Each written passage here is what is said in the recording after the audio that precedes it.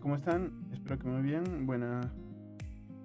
Buenos días o buenas tardes o buenas noches, dependiendo, ¿no? A qué hora estén viendo este video. El día de hoy vamos a continuar con lo que sería este curso de investigación, metodología de investigación básica. El día de hoy tenemos ensayos clínicos y diseño experimental. Este tema es muy importante porque lo que básicamente se suele hacer en la práctica clínica es probar los medicamentos antes de usarlo masivamente, ¿no? E inclusive después de haber hecho estas pruebas, se les hace un seguimiento, es algo que se le conoce como farmacovigilancia. Entonces, para el estudiante de medicina que está aprendiendo a investigar este tipo de estudios es importante conocerlos, no porque los vaya a aplicar directamente, porque van a ver que este tipo de estudios son muchísimo más regulados y muchísimo más complejos de lo que sería un estudio observacional, como los que estábamos viendo hasta ahora, ¿no? Así que, sin más dilación del tiempo, vamos a empezar. Ya mencioné mi CV en los anteriores módulos, así que vamos a meter esta parte. Y bueno, ¿qué son exactamente los ensayos clínicos? Bueno, los ensayos clínicos es un estudio que va más dentro de la experimentación, porque va a haber una intervención en lo que son los humanos. O sea, el investigador va a va, va a intervenir en los humanos. Y justamente lo que se quiere aquí es investigar temas de la seguridad, temas de la eficacia de algunos tratamientos y también, como no, sus efectos adversos. Porque recordemos que cuando tenemos un nuevo fármaco, o bueno, todos los fármacos tienen sus efectos adversos. Y cuando se crea o se desarrolla un nuevo fármaco, pues no conocemos cuáles podrían ser sus efectos adversos. Así que es por eso que es muy importante los ensayos clínicos. La gran diferencia con el estudio observacional es de que el investigador asigna la intervención. O sea, el investigador va a ser el que va a decidir, ¿no? Vamos a investigar un nuevo fármaco para la hipertensión. Y ya.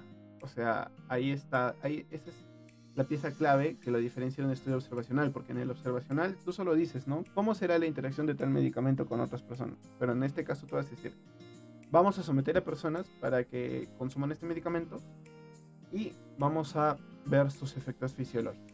Obviamente que hay es mucho más complejo, pero es una simplificación, una sobresimplificación de lo que es un ensayo clínico.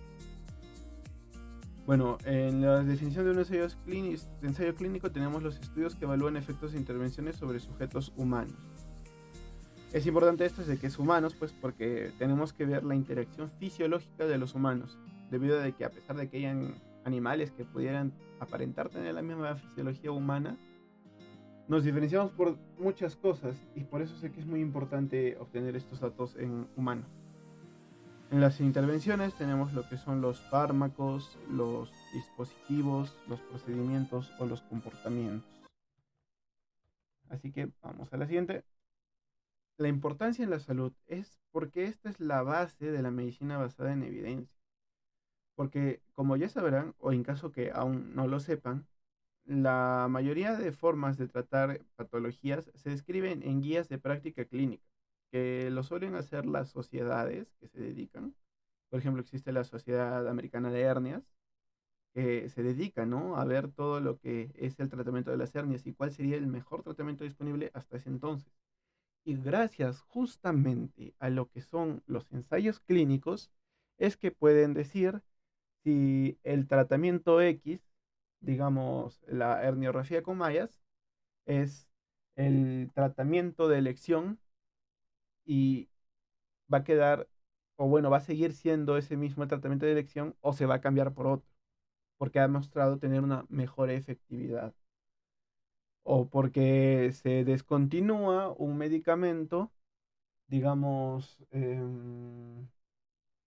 se descontinúa, por ejemplo, a ver, algo más común. Ya, digamos, se descontinúa el omeprazol por presentar efectos adversos muy considerables. Y muchos dirán, pero Paul, ya se sabe de que el omeprazol sí tiene efectos adversos. Sí, pero todas estas decisiones se hacen en comparando en una balanza, ¿no? Del coste-beneficio, ¿no? Los efectos adversos compensan lo que sería los beneficios que trae para el paciente. Y básicamente esa es la piedra angular para todo lo que viene a ser los ensayos clínicos, ¿no? Y aparte nos van a permitir aprobar tratamientos y conocer los beneficios y riesgos. Un claro ejemplo de esto y el que voy a estar usando más para esta sesión es el tema de las vacunas, porque ya tengo algo de conocimiento, experiencia con el tema de las vacunas. Así que gracias a ello, pues voy a poder orientarles respecto al tema de ensayos clínicos en tema de vacunas. O bueno, vamos a usar de referencia las vacunas, pero es extrapolable a cualquier otro medicamento o tratamiento, como estábamos mencionando. Entonces, tenemos la clasificación, las fases del ensayo clínico. Esto es muy importante porque cuando tú creas algún medicamento, y es que pudieran pensar, ¿no?, de que por el hecho que están en pregrado no pueden crear nada y de que van a estar limitados a hacer puro estudio observacional, pues eso es parcialmente cierto. Si bien la forma más fácil en la que van a tener de empezar a investigar va a ser realizando estudios observacionales, eso no los excluye de poder participar en estudios experimentales o de ensayos clínicos. Obviamente va a ser muchísimo más difícil que llegaran a ser investigadores principales de alguno de estos estudios, porque hay todo un gran proceso por detrás. Ok, entonces vayamos con la clasificación de las fases del ensayo clínico. En la primera fase teníamos la seguridad y la dosis inicial. Y bueno, hay una fase preclínica, ¿no? Que es ahí donde se tiene que hacer todas las evaluaciones.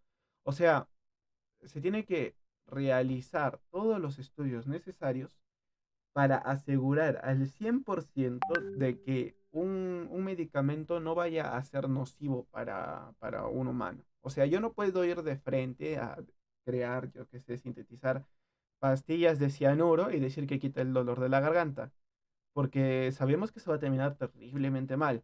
Entonces, siempre, sí o sí, se tiene que hacer una fase preclínica donde em, todos los estudios indiquen de que no vaya a haber ningún problema en las fases posteriores. En la fase 1 se ve el tema de la seguridad de la dosis inicial. En la fase 2 se ve el tema de la eficacia preliminar y la dosis. Y bueno, pues en la fase 3 se ve la eficacia en una población mucho más grande. Y hasta ahí llegamos el tema de la comercialización, ¿no? Porque desde ahí justo inicia todo lo que es la producción en masa y la comercialización. Y ahí inicia la fase 4. Y esa es la vigilancia post-comercialización, buscando efectos adversos. Porque el tema de efectos adversos, bueno, obedece a demasiados factores, partiendo desde la genética hasta la química misma del nuevo fármaco, o en este caso sería vacunas, ¿verdad? Justo se ha demostrado recientemente, bueno, relativamente recientemente, de que la vacuna contra COVID tiene muchos más efectos adversos de los principales reportados. Y es que siempre existe eso. No quiere decir que las personas, no es por echar flores, ¿no? Pero a los investigadores de estos laboratorios grandes se les haya pasado tal información y decir, oh no, querían hacer daño a la población. Eso es un pensamiento un tanto erróneo, porque esta vigilancia post-comercialización obedece a factores tan minuciosos como podría ser la genética, la epigenética, la composición química y otras circunstancias que podrían considerarse incluso aleatorias, ¿no? Como que digamos, justo por coincidencia a la persona que le llegó una vacuna tenía una mutación que eh, produce una respuesta autoinmune. Entonces, eso ya no es culpa exclusiva de la empresa, ¿no? De la farmacia que está desarrollando la vacuna. Pero sí es algo que habría que considerar, porque si hay personas que también tienen esa misma mutación, pudiera generar mucho más problemas. Así que por eso es de que es la vigilancia post-comercialización muy importante, y por lo general ahí se suelen ver estas pequeñas interacciones que tal vez no son tan groseras como para mostrarse de frente en una fase 3. Y por eso es muy importante el tema de la farmacovigilancia. Bueno, los elementos clave del diseño experimental es de que tenemos una hipótesis clara y va a haber una intervención y un grupo control y placebo. Esto del grupo intervención y el grupo control o placebo es muy importante. ¿Por qué? Porque es básicamente lo que nos va a decir si un tratamiento de verdad funciona o no funciona. Porque Si yo te dijera que tengo la cura para, no sé, cualquier enfermedad, yo tengo la cura para el autismo, digamos, y te inyecto esa cura, o bueno, no, algo menos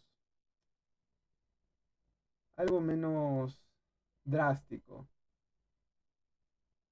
Ya, digamos, yo tengo la cura para la depresión, digamos, y ya, solo es un frasquito que, bueno, pues te lo tomas una vez por día durante una semana y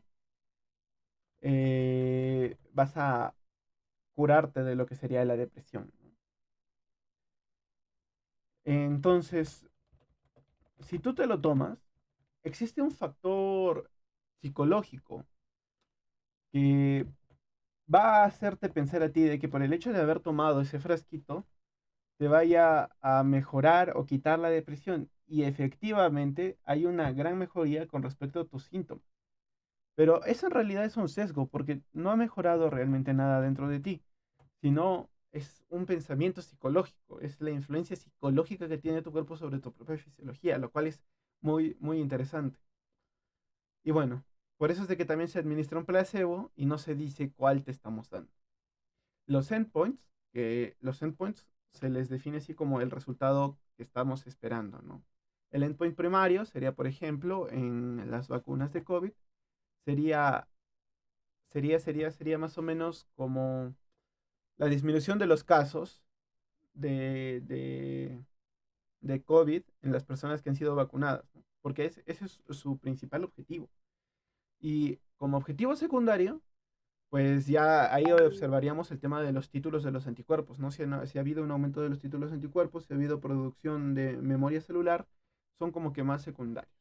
Luego un plan estadístico y un seguimiento. Ok.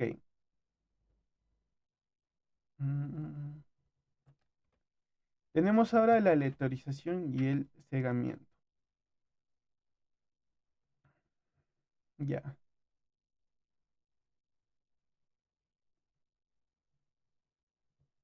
Entonces, tenemos a los participantes seleccionados. A los participantes seleccionados que van a formar parte de un estudio se les va a hacer un proceso de aleatorización.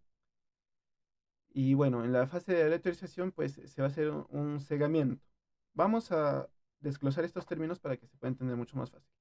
La aleatorización es asignación al azar para reducir sesgos. Es decir, tú me das a 100 personas y de manera aleatoria, esto puede hacerse por medio de programas, la primera persona se va al grupo uno, la segunda al grupo uno, la tercera al grupo 2 y así sucesivamente, ¿no? Yendo a grupo uno, grupo 2, grupo uno, grupo 2, grupo 2, grupo 2, grupo uno, grupo 2, grupo uno, grupo uno, grupo 2.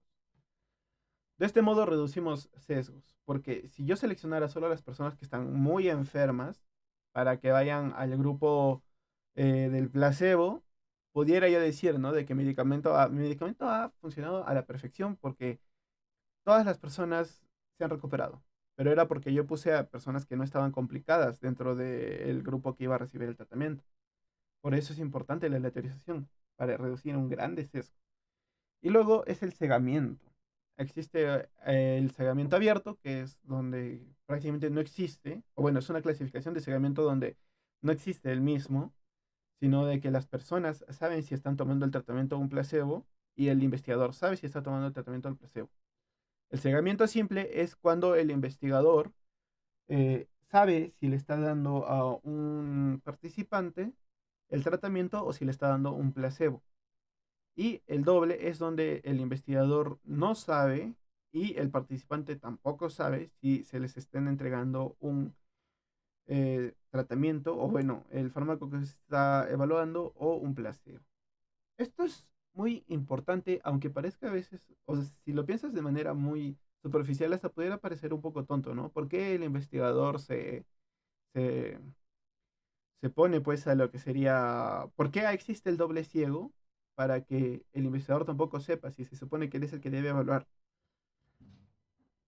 Pues la respuesta es de que pueden ocurrir sesgos también por parte del investigador, donde el investigador, como sabe que le está dando el medicamento, pues puede a tener expectativas respecto a su paciente y puede empezar a buscar muchas más pruebas o tal vez ser mucho más diferencial en consideración a los que tienen placebo.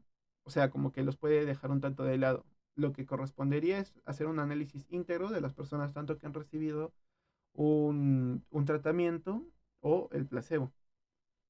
Y bueno, en los ejemplos tenemos el ensayo doble ciego con placebo, que nos sirve a nosotros pues para evaluar bien lo que sería un fármaco en contextos clínicos.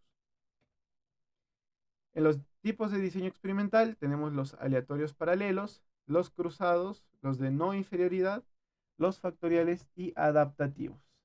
Ok, entonces, ¿cuál es la diferencia en sí entre estos diferentes tipos de diseños experimentales? Vamos explicándolo. Lo del aleatorizado paralelo, pues es donde los participantes se asignan al azar a un grupo de intervención y otro de control. Y van a permanecer solo en ese grupo durante todo el tiempo. Esta tiene una ventaja, y es de que es más simple y no va a tener un efecto que se llama carry over, que es cuando un tratamiento influye sobre otro. Lo malo es de que sí pueden estar muchísimos más participantes. Y también pueden haber ciertas variabilidades dentro de los grupos cuando un tamaño, o bueno, el tamaño de la muestra no es adecuado. Luego es el cruzado, que también se le conoce como crossover. En estos tipos de estudios, los pacientes reciben ambas intervenciones, primero una y luego otra. Y esto se hace en una ventana de tiempo, obviamente, ¿no? Porque si pongo los dos al mismo tiempo, no voy a saber si lo que funcionó fue el placebo o fue el medicamento como tal. Entonces, se hace un periodo de lo que sería de limpieza entre ellas para que el efecto de la primera no influya sobre la otra. Y esto va a ayudar a reducir lo que sería el número de participantes, pues cada persona sería su propio control. Luego tenemos el ensayo de no inferioridad. Esto principalmente se hace para comparar tratamientos y es tratar de demostrar que un tratamiento es mejor que otro. Algo nuevo es mejor que lo viejo. Tal vez porque tenga menos efectos adversos, tal vez porque sea mucho más eficaz, tal vez porque sea menos costoso, tal vez porque sea mucho más fácil de usar. Y bueno, y ya tenemos luego lo que sería el factorial y adaptativo. En el factorial es simple, prueban dos o más intervenciones al mismo tiempo en combinación y se dividen en grupos, ¿no? Y luego los adaptativos es de que nos permite hacer cambios preespecificados durante el ensayo basado en datos intermedios, ¿no? Por ejemplo, sería cambiar el tamaño de muestra o cambiar la asignación o detener si hay un gran beneficio o también si hay un gran daño, ¿no? Porque si los efectos adversos demuestran ser potencialmente perjudiciales, pues es mejor, debemos parar el estudio, no podemos hacer más daño. La ventaja de los ensayos clínicos es de que tienen una muy alta validez interna. O bueno, todo eso depende pues de un muy buen diseño de investigación. Y estos estudios se suelen utilizar y bueno, se suelen reportar también en lo que son grandes revistas de muy alto impacto. Y además tienen la potencia para generar una inferencia causal. Nos va a poder identificar cuál es el mejor medicamento y nos va a poder intentar explicar lo que serían las vías farmacológicas por las cuales es mucho mejor. Y aparte, como les mencionaba con el tema de las hernias, nos ayudan para una guía de práctica clínica y para mejorar las políticas, ¿no? Como sabrán, existen normas técnicas a nivel del Estado, también el Estado peruano tiene sus normas técnicas para diferentes patologías y técnicamente se basan en ellas incluso para lo que sería la compra de medicamentos. Si tenemos ensayos clínicos que hablan sobre medicamentos que son mucho más efectivos y son menos costosos, pues eso va a influir directamente en las políticas de salud, haciendo que las normas técnicas cambien sus tratamientos de elección por otros y por ende haya un gran cambio en lo que sería el manejo de los medicamentos en ese sentido. Las limitaciones y los desafíos es de que la primera y la más grande limitación podría hablarse de los costos y la logística, porque este tipo de estudios se tienen que realizar en hospitales y necesitas una muy buena cantidad de pacientes para que tu estudio sea relevante, ¿no? Porque si yo pruebo en solo dos personas, digamos que sería muy difícil estimar si de verdad mi tratamiento ha funcionado o no. Otro sería el tiempo de reclutamiento y el seguimiento. Y es de que hay muchas personas que no quieren participar de estos estudios y se les debe respetar por el hecho también de que no quieran respetar estos estudios, porque y hay otras personas que quieren participar de estos estudios, pero también a veces solo quisieran recibir el tratamiento, ¿no? Porque si te diría de que solo te vamos a inyectar un agua con las propiedades químicas parecidas, pero que no debería tener ningún efecto en tu cuerpo, entonces algunos no quieren por ello, ¿no? Y otros es por el tema de los dilemas éticos, ¿no? Por el placebo, los eventos adversos. Y es que, si bien va a haber un módulo hablando sobre temas de ética, aquí es muy necesario mencionar el tema de la ética aparte.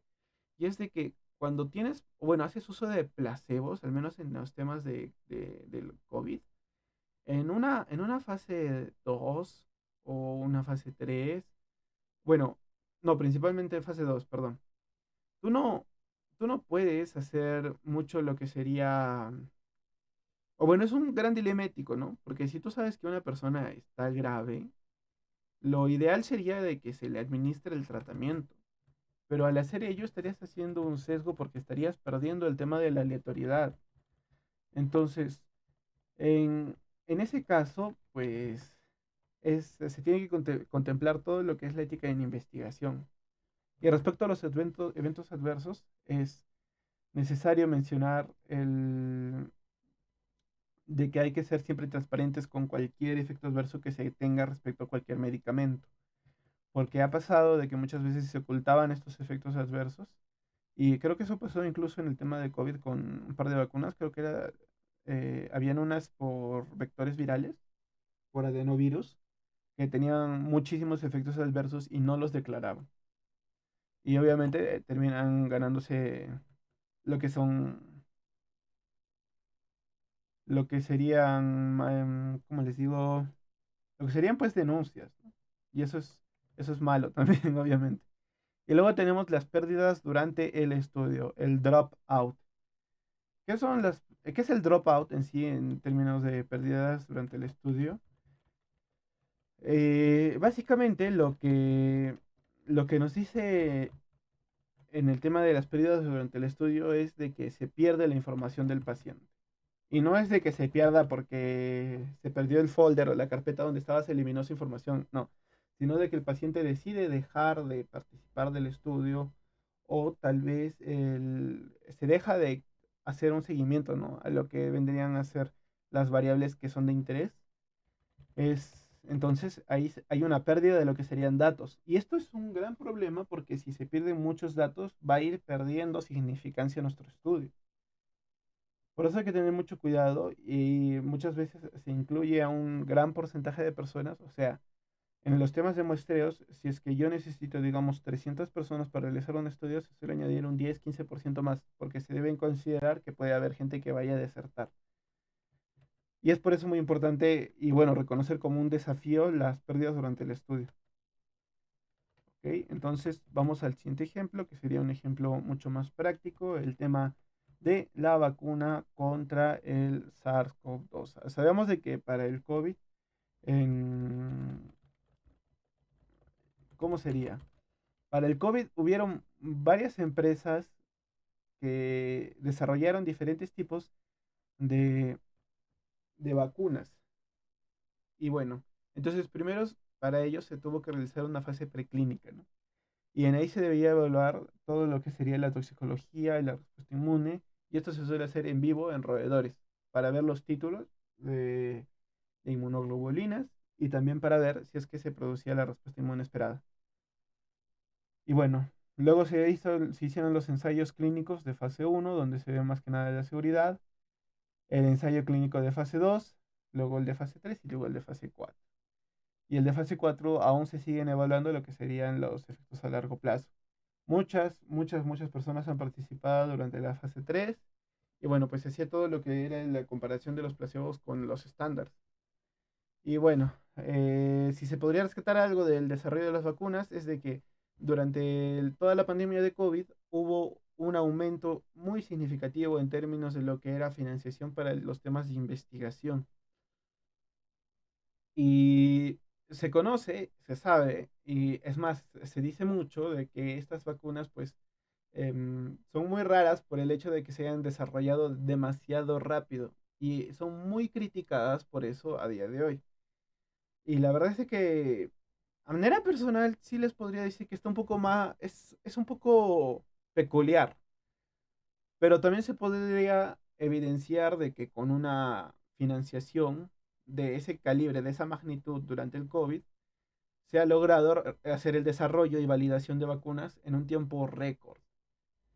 Y a pesar de que son muy criticadas, la evidencia científica pues ha mostrado de que han tenido efectividad en gran medida por la gran disminución de casos de COVID, al punto de que hoy en día tener COVID ya no es un signo muy de alarma, ¿no? Sino eso como un, ay, tienes COVID, ojo, un poco de seguimiento a los síntomas y solo de que no empeore. Pero ya no tenemos hospitales colapsados y ya no tenemos el sistema de salud en crisis. Así que, sin dudas, la financiación en temas de investigación sí puede potenciar mucho a lo que sería pues la mejora de los servicios en salud y estar preparados para este tipo de cosas, para este tipo de eventos. Así que tal vez es un poquito de reflexión dentro de esto de las vacunas contra SARS-CoV-2. Y otro también muy importante para el tema de las farmacias es pues justamente ser transparentes con todo lo que se evidencia dentro de los estudios, ¿no? Porque si vemos la eficacia y seguridad, vemos efectos adversos, pues lo ideal es reportar esos efectos adversos. No porque, o bueno, muchas empresas no lo hacen porque pudiera, pudiera verse, ¿no? Como un gran déficit dentro de sus vacunas, ¿no? Como, tómate, te libro del COVID, pero hay una probabilidad de que te dé hipertensión. Entonces, eso se podría ver como algo malo, sí, pero lo más importante de ser transparente no es en sí enfocarnos en el efecto adverso, sino es estar preparados para ello. O sea, si yo te administro tal vacuna, yo sé de que hay una probabilidad de que te pueda dar hipertensión. Entonces vamos a estar mucho más pendientes de ello en lugar de que nos agarre descuidados, ¿verdad? El rol del estudiante de medicina en pregrado en relación a estos estudios muy rara vez va a ser de investigador principal porque sí requeriría una persona que tenga mucha más experiencia, más que nada porque va a haber experimentación con humanos. En ese caso, no por eso les digo que este conocimiento vaya a ser inútil para ustedes, sino de que siempre es importante para cualquier estudiante de medicina que esté entrando en investigación que conozca sobre los ensayos clínicos y porque gracias a esa información va a poder interpretar muchísimos datos, ya sean de guías de práctica clínica, ya sea también de lo que son los mismos estudios, de lo que son clinical trials, de, de estudios clínicos, para que los pueda usar en sus diferentes artículos. Asimismo, el estudiante de medicina en pregrado, dependiendo sus posibilidades y dónde radique, puede ayudar en lo que sería la asistencia, el reclutamiento y el seguimiento de estos tratamientos, en la búsqueda bibliográfica o la redacción de los protocolos, el registro y gestión de datos y el aprendizaje de metodología y ética en investigación. Las buenas prácticas y consideraciones éticas, pues aquí esto sí es muy importante y en específico para este tema. El consentimiento informado es la pieza fundamental para que se pueda realizar un estudio de este tipo, porque sin consentimiento informado no hay estudio. Básicamente lo que tenemos que hacer nosotros es indicar, ¿no? En qué consiste el estudio, qué beneficios trae, qué posibles efectos adversos pueda traer y asimismo presentar todo esto a un comité de ética, ¿no? Tiene que estar bien fundamentado y también existe su registro en repositorios públicos como el clinicaltrials.gov que luego les voy a mostrar como ya continuación de esta sesión, de este módulo. El monitoreo de seguridad es fundamental porque como les mencionaba, si bien va a mostrar deficiencias en parte de nuestro fármaco que estemos diseñando, entre comillas, o el que estemos ayudando a probar su efectividad, hay que mencionar de que el monitoreo de seguridad, si bien va a mostrar ciertos efectos adversos, ningún fármaco está exento de efectos adversos. Y lo mejor es reportar esos efectos adversos para que las personas que estén encargadas de administrar estos medicamentos puedan tener mucho más cuidado al momento de hacerlo. En conclusiones, pues bueno, los ensayos son esenciales para probar la intervención, requieren una gran planificación, requieren la aprobación por un comité de ética, esto es fundamental, y los recursos que suelen ser muy costosos para temas de investigación de este calibre y de esta magnitud, pero claro que sus resultados también son acordes al esfuerzo necesario. Y bueno, desde pregrado puedes aprender lo que son este tipo de estudios, puedes participar si es que estuvieras en lugares donde se desarrollan medicamentos o donde se pretendan comparar tratamientos y de este modo también podrías aprender muchísimo más. Aquí tenemos las referencias bibliográficas de la sesión en sí. Y bueno, vamos a ir ahora a ver el clinicaltrials.com. Así que listo, ya estoy compartiendo pantalla completa. Aquí tenemos el clinicaltrials.gov y aquí podemos ver, yo puse para ataque de corazón y aquí podemos ver, según su código, diferentes ensayos clínicos que se están realizando ahora mismo, ¿no? Y también se pueden ver los estados, si está completado, si está en reclutamiento, si está activo pero no está reclutando, si está completado, si está completado, si está completado. Ok. Y otro que está terminado. Esto tal vez podríamos revisar. Ah, ya. Ok, entonces, esta es una vista en general más o menos de lo que serían los estudios. Y aquí nos va a indicarnos si se ha hecho un estudio a nivel aleatorizado. También nos va a mencionar los lugares donde ha sido. Miren, en este caso ha sido en un hospital en Australia. Y los criterios de selección. Por ejemplo, aquí a una edad mayor de 18 años. Y también los criterios de exclusión. Entonces, así es básicamente como se presenta una prueba clínica. Ya, aquí tenemos otro de la rosuvastatina, donde también aquí se nos ha mostrado, ¿no? De que primero nos dan un contexto del estudio, que en este caso es de las intervenciones coronarias percutáneas, y básicamente aquí lo que se está comparando es la rosuvastatina. Este, por ejemplo, fue hecho en un hospital de Italia, en un policlínico, y aquí tenemos los criterios de inclusión, pacientes con angina estable, y los criterios de exclusión, aumento basal de enzimas miocárdicas. Esto es necesario porque así podemos obtener los datos de una manera mucho más prolija que nos permita hacer un estudio, o bueno, un análisis posterior mucho más eficiente. Aquí tenemos lo más importante, de que es el comparador activo, que sería clopidogrel, que es el actual tratamiento de elección, y aquí se usa el experimental, que sería la rosuvastatina. Y ya, creo que este estaba terminado, sí, terminado. Pero aquí tenemos, por ejemplo, el tema de los resultados publicados. En los resúmenes de resultados, pues básicamente no hay resultados de estudios publicados y esto se puede ver por diferentes razones, ¿no? Aquí lo mencionan, ¿no? De que no ha vencido el plazo para enviar los resultados o no está obligado a enviar los resultados o el patrocinador o investigador ha solicitado o recibido una certificación para retrasar la presentación de los resultados. Luego acá hay otro que se encuentra en reclutamiento. Idealmente cuando esté en reclutamiento podrías contactarte con el investigador para que puedas formar parte de este estudio, ¿no? En este caso es sobre infarto agudo con elevación de ST.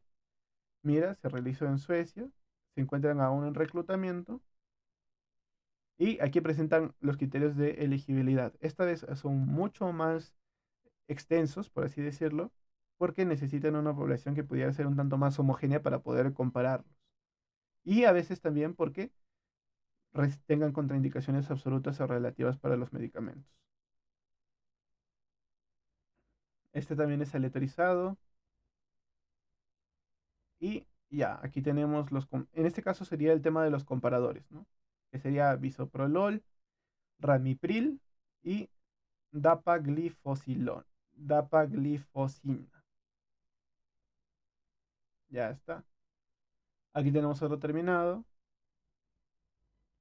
Y este era interesante también por el tema de los criterios de exclusión, porque tiene muchísimo más criterios de exclusión.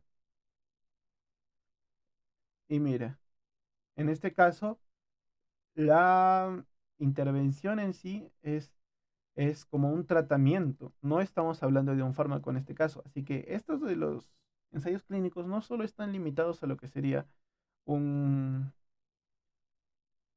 unos fármacos, o bueno, el desarrollo de fármacos, ¿no? La atención estándar, que, o sea, estamos aquí comparando, ¿no? De cuál podría ser mejor, el entrenamiento en intervalos de alta intensidad o lo que se lleva haciendo para la rehabilitación cardíaca. Más abajo tenemos el tema de los colaboradores e investigadores.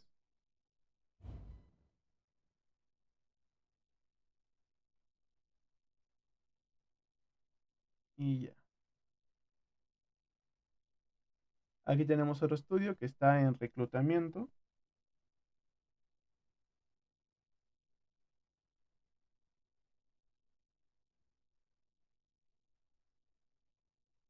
Y acá está. De nuevo vemos de que en este caso la intervención es la terapia de oxígeno sobresaturado mediante acceso a la arteria radial y el otro sería el grupo de control.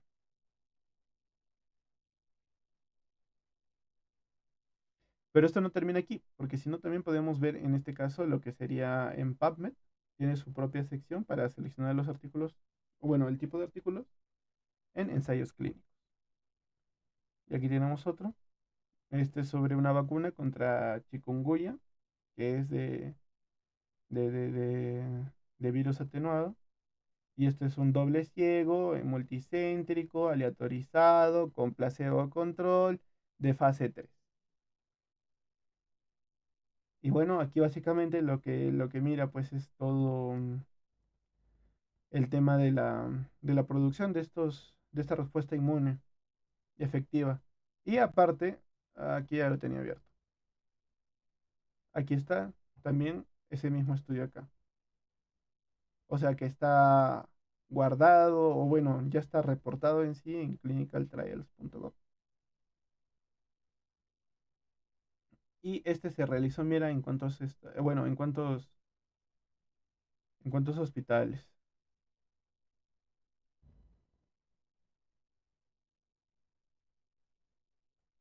Entonces, chicos, eh, ya saben, les voy a dejar el respectivo material adicional para que puedan darle una pequeña revisada y también unos cuantos ejercicios a nivel de ensayos clínicos por esta ocasión.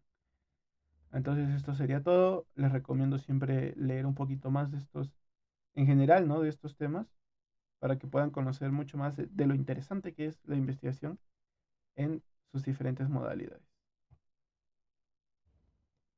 Eso sería todo. Gracias, nos vemos en el siguiente módulo.